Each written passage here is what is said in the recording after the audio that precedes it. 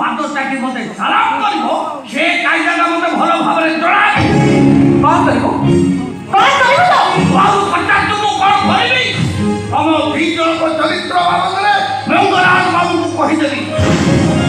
ତମ ଘର ବନ୍ଧୁ ବାନ୍ଧିବା ଦୂର କଥା, ତମ ଦି ଜଣଙ୍କ ମୁହଁରେ ଜାଗ ପକେଇବାକୁ ଆସିଲେନି।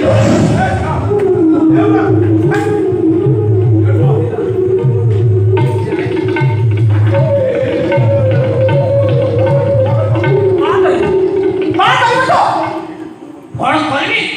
ତୁ ମତେ ହଠାତ୍ କଣ କରିବି? ତମ ଦି ଜଣଙ୍କ ଚରିତ୍ର ବାବଦରେ ମଙ୍ଗରାଜ ବାବୁଙ୍କୁ କହିଦେବି। ତମ ଘର ବନ୍ଧୁ ବାନ୍ଧିବା ଦୂର କଥା, ତମ ମୁହଁକୁ ଛାକ ମିଶା ପକେଇବେ। ଆଉ କହିଦେବି ଏ ଚରିତ୍ରହୀନର ଝିଅ ଶ୍ରଦ୍ଧା ତମ ରକ୍ଷିତାର ଝିଅ। ମୁଁ ଆପଣଙ୍କୁ ହାତ ଯୋଡୁଛି, ଆପଣ ଟିକେ ଚୁପ ହେଇଯାଆନ୍ତୁ। ବୈକୁଣ୍ଠ ବାବୁଙ୍କୁ ବାହା ହେବା ପାଇଁ ମୁଁ ଶ୍ରଦ୍ଧା ମନରେ କେତେ ଆଶା ବାନ୍ଧିଛି। ମଙ୍ଗରାଜ ପରିବାର ବନ୍ଧୁ ବାନ୍ଧିବା ପାଇଁ ମୁଁ କେତେ ସ୍ୱପ୍ନ ଦେଖିଛି। ଆପଣଙ୍କର ଏଇ ପଦିଏ କଥାରେ ମୋ ଶ୍ରଦ୍ଧାର ଆଶା ଆଶାରେ ରହିଯିବ, ମୋର ସ୍ୱପ୍ନ ସବୁ ସାଥ ହେଇଯିବ।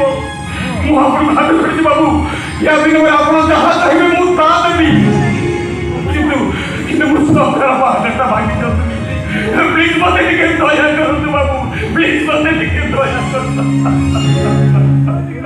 ଓହୋ ନା ନା, ଆପଣ ଯୋଉ ପ୍ରକାର ଭାବରେ ମତେ କାଗଜ ବିଲେଇ କଥାଟା କହିଲେନି, ଆମେ ତ ଗୋଟେ ମଣିଷ, ମୋର ଗୋଟେ ବିବେକ କାଣ୍ଡ ଜ୍ଞାନ ଅଛି ନା ନାହିଁ। ଠିକ ଅଛି, ଆପଣ ଗୋଟେ କାମ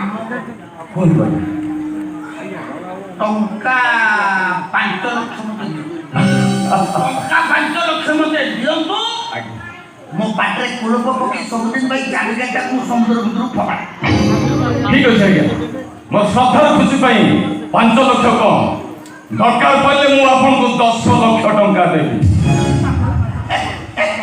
ତାହେଲେ ହେଲା, ତାହେଲେ ଧରି ନିଅନ୍ତୁ ସବୁ କଥା ସବୁ କାଇଦାରେ ହେଇଗଲା। ଏଣିକି ଖାଲି ଝୁଲୁ